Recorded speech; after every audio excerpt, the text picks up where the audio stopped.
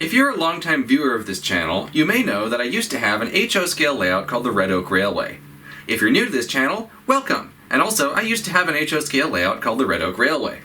This was the predecessor to my current HO railroad, and although it never had finished scenery and was plagued with electrical issues, I have a lot of fond memories with that layout, and my new O-gauge layout is heavily based on it. So I thought it only fitting that I should have an O-gauge locomotive that paid tribute to it. Although I had a lot of Red Oak locomotives, my favorite was always number 3, a Bachmann Spectrum High Boiler 460. I still have the original model, but it's now Westport and Shelter Cove number 13. Although Bachmann no longer makes the high boiler version in HO scale, they did make an O-gauge version under the Williams brand, and that was the first O-gauge locomotive I bought before I even built the layout. The Spectrum 460 has always been one of my favorite HO engines, so when I started getting into O-scale, I knew that buying the Williams one was a foregone conclusion. However, turning it into Red Oak number 3 would be more than just a simple paint job.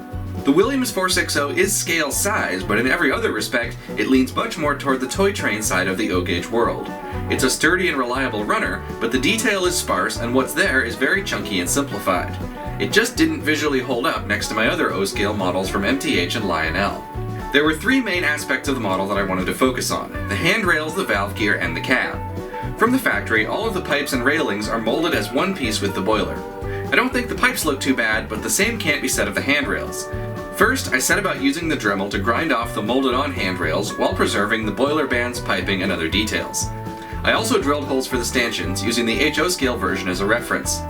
I then bought some Lionel stanchions, installed them in the holes I had drilled, and made new handrails out of steel piano wire. While I was at it, I cut off the molded-on brake piping under the running boards, which actually took a lot longer than doing the handrails because there was so much metal to cut through. I would later replace these pipes with more detailed 3D printed versions. The next step was paint. I sprayed the entire shell with automotive scratch filler primer, which helped hide all the scuff marks from removing the handrails. At this point, I realized I had an opportunity here.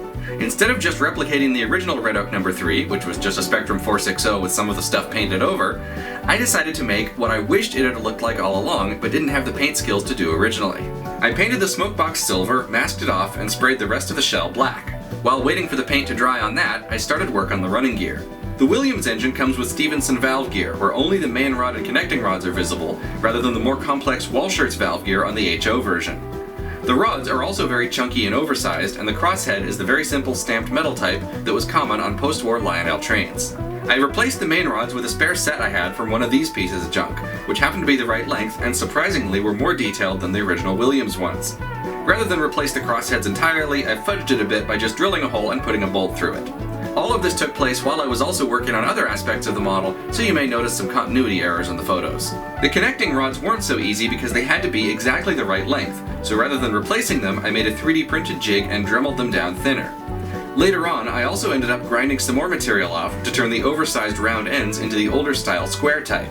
Now technically this doesn't match the HO model, but I do think it looks neat, and again, what I'm building here is sort of an idealized version of what Red Oak number 3 could have looked like, rather than what it actually did. I also wanted to replace the large bolts holding the rods onto the wheels. I initially tried some button head screws, but I didn't like how they looked, so I used connecting rod bolts off of an MTH engine from my spare parts stash. At this point, I went ahead and finished painting the shell.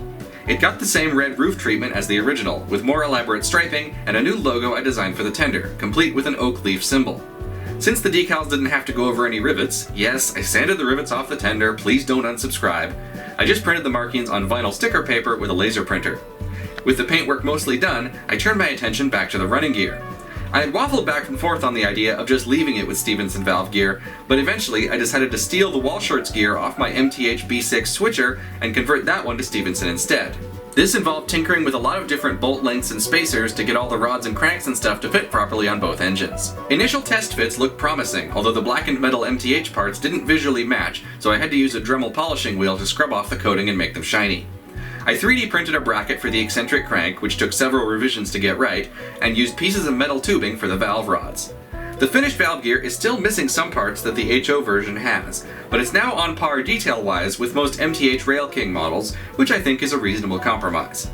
I could have called the project done at this point, but the more I looked at it, the more I realized the cab still needed some work. I designed and 3D printed a back wall for the cab and some window trim, and added a set of MTH crew figures. If you have one of these engines and want to add the window trim and back wall, email me and I'll send you the 3D files. After that, at long last, the model was finished. The final step was to get rid of the terrible crunchy sound effects it came with and add a proper sound decoder. I usually go with TCS Wow Sound for my O-Scale models since I run them on DCC, but this time I decided to give Bluenami a try so I could run it on other layouts with any type of power supply and use my phone as a controller. I have another video where I dive deeper into Bluenami and other similar options, which I'll link to in the description. Now, what I would normally do at this point in the video is show you a montage of the engine running around my unfinished O-Gauge layout, but I wanted to do something special this time, something the original Red Oak No. 3 never got to do: run around a layout with mostly finished scenery. Now, if I were sane, I would just finish the scenery on my O-Gauge layout, but I'm not, so I won't, at least not right now. Instead, I joined the Worcester Model Railroaders Club, revived their derelict O-Gauge layout, and ran it on that instead. I'll make a full video about that at some point, but for now, without further ado, please enjoy the new, improved, and revived Red Oak Railway No. 3.